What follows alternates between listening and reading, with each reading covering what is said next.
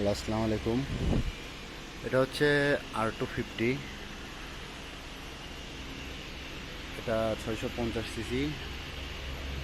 এর ইঞ্জিনটা দেখেন। আসলে মূলত এটার সমস্যা হচ্ছে লাইট জ্বলে না। তো আসলে এই গাড়িগুলোতে লাইটের সুইচ নাই। এটা ইঞ্জিন স্টার্ট করার সাথে সাথে লাইট জ্বলে। তো এর মূল কারণটা হচ্ছে লাইট সবসময় জ্বলে থেকে দেখি কয়েলটা নষ্ট হয়ে গেছে। তো এসব গাড়িতে সুইচ এরা লাগায় না, মালয়েশিয়াতে এগুলো করে না। তো এখন এটাই চেঞ্জ করব, দেখা যাক।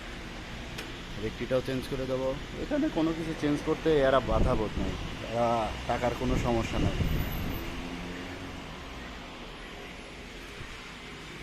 চেঞ্জ করে দিলেই হয়েছে।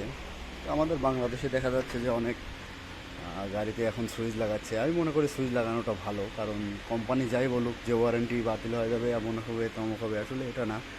মূলত গাড়িটা আসলে সেফ থাকে, সুইচ থাকে। কারণ আগে আগে সব গাড়িতে তো সব সুইচ ছিল, আর এখনকার গাড়িতে সুইচ নাই। তো সবাই সুইচ লাগাই নেবেন। এই যে একটা সিভিয়ার, এটারও সমস্যা, ব্যাক চ্যাসিস, এটারও লাইটিংয়ের প্রবলেম। হোন্ডা দেখেন, 1000 সিসি, 4 সিলিন্ডার।